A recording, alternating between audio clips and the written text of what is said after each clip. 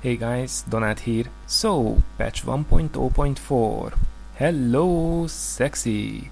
Now I have been going through the notes and also some unofficial information that just surfaced recently, and I have to say I'm pretty happy about most of the changes Blizzard is doing right now to the game. Generally things seem to be going to the right direction, and we have very good hopes now that the game will become what it should have been from the beginning. Of course, a few more patches will be needed, but it seems Blizzard is finally addressing quite a few of the issues that so many of us have been advising them lately. Looking at the details, let's see first some of the unofficial information.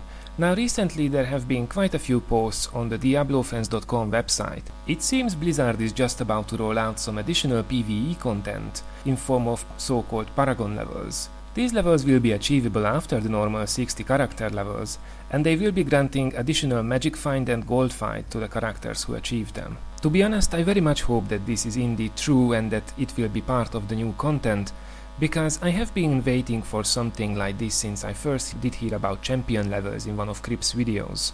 The only thing I'm slightly concerned about is how difficult they will make these to get. Now don't misunderstand me, I actually want them to be hard, because then the experience will last a lot longer. Now of course, the percentage or the amount of magic find and gold find bonus is yet to be revealed, as if this is indeed true and if it will be rolled out like this in this patch. Now moving over to the official patch notes, Blizzard is finally addressing some of the problems with co-op, namely that it is a lot easier and more efficient to play solo than co-op for the moment. What they are planning to do is first of all to skip the averaging of the magic find and gold find along the group, because right now if you did wear your magic find gear you couldn't really benefit from it as it was averaged out with all the other players. They are also reducing the health buff for the monsters per additional player in co-op games to a more reasonable level. Previously in Inferno, additional players raised the monster health by 110%, which will be reduced now to 75%. Hopefully this will make co-op a lot more fun, because right now, if you were able to farm efficiently a certain act and did try to do the same as part of a group as well, the results were quite laughable. Probably an even bigger change will be that Blizzard is nerfing Inferno again. More precisely, they are reducing the health for champion and elite packs somewhere between 10 to 25%. They are also toning down fire chains and shielding, and getting rid of the invulnerable FX completely on them. At the same time, the health of trash mobs will be buffed by approximately 5 to 10% in Inferno, and their drop rate will also be increased to up to 4 times of their current ones.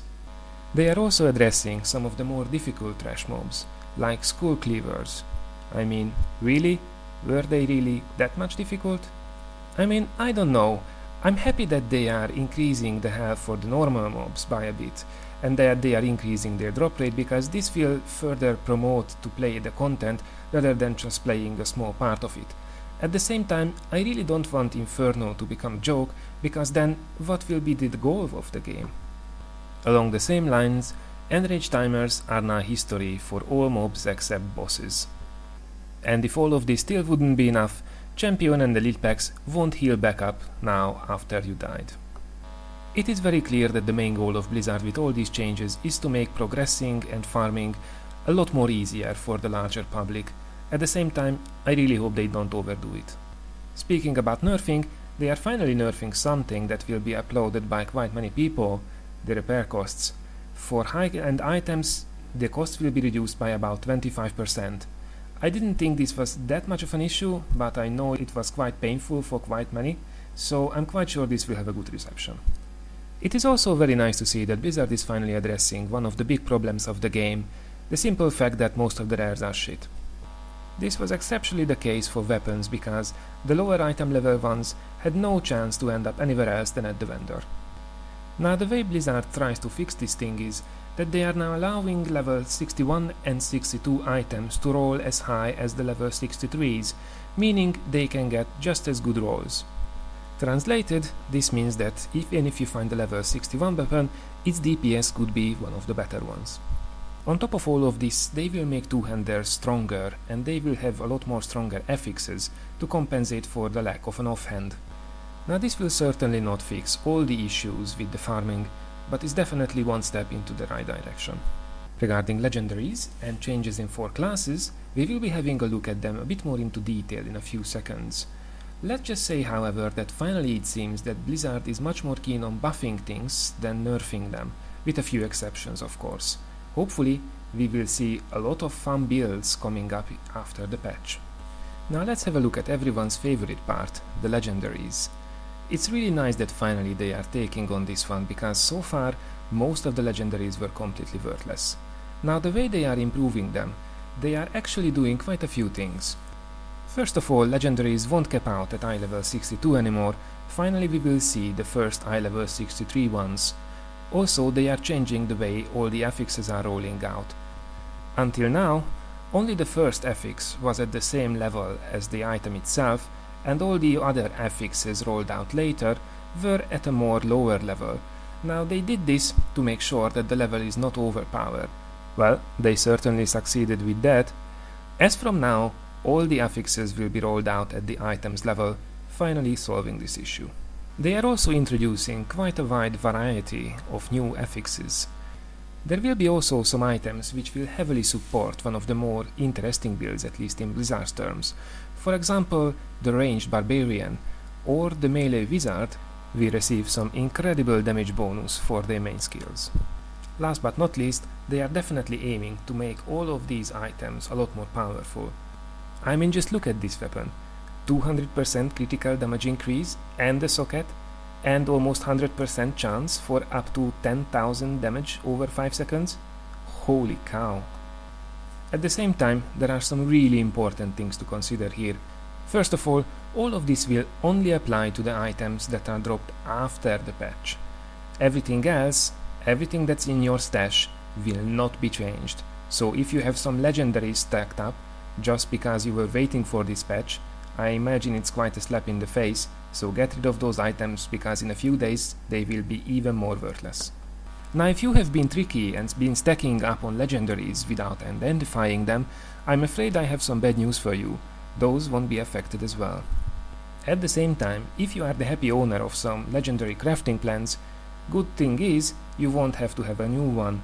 They will work just as fine, and all the items that you will craft after the patch will be already with the new affixes. Now all of this will be applied for the set items just as well, because, and this is actually new information for me, set items are indeed legendary items with some extras.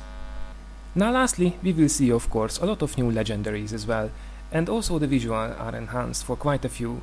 Looking at the videos Wizard was publishing, they seem quite nice, to be honest.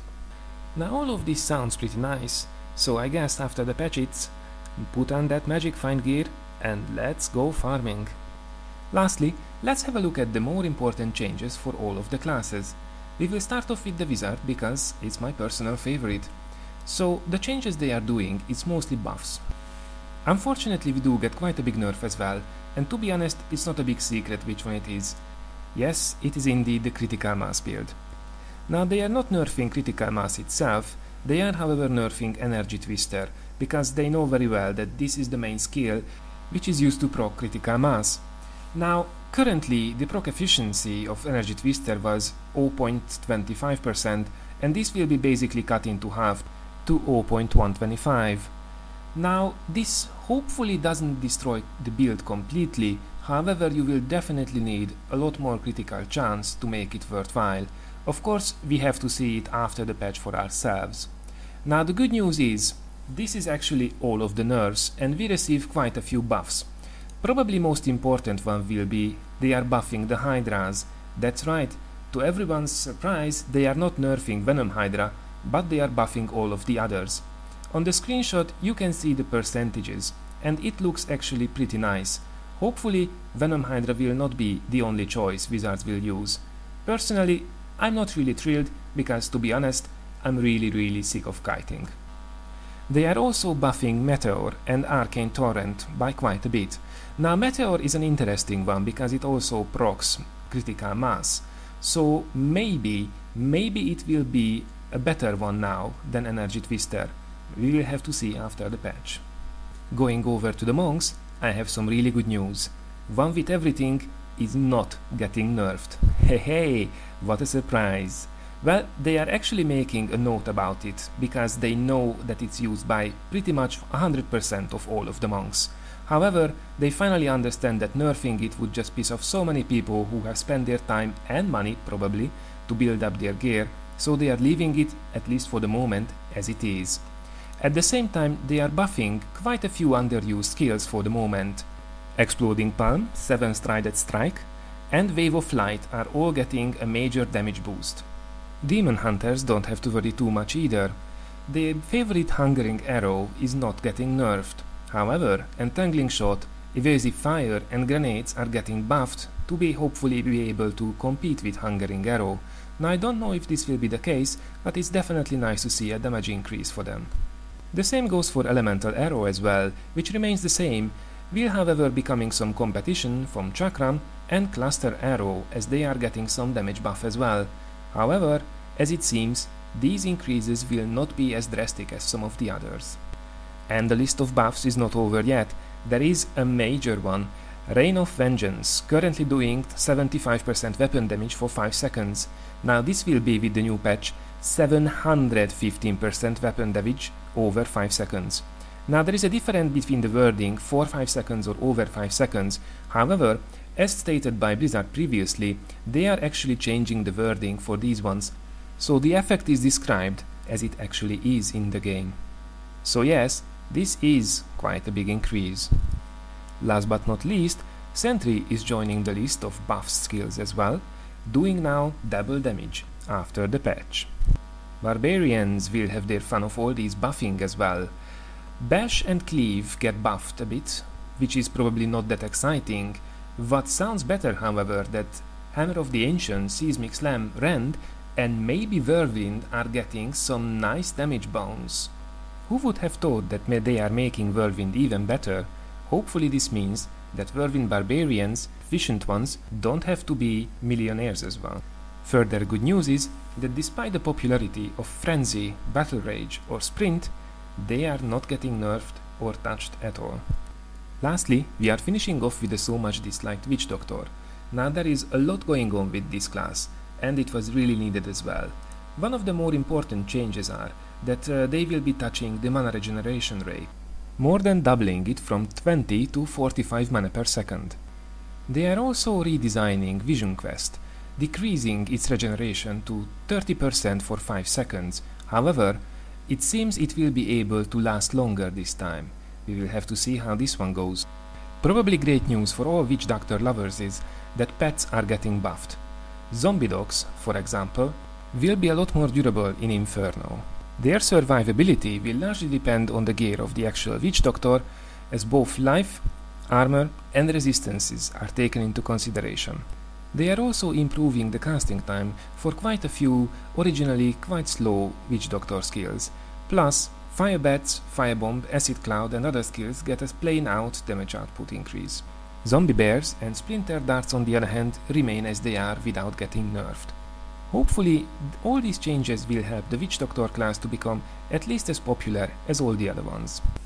Alright guys, this was all for the patch notes and all the rumors. We are all very excited to see what will happen when the patch comes out next week. We will certainly be revisiting the patch after we know exactly what has been done to our classes. Thank you very much for joining, and see you soon.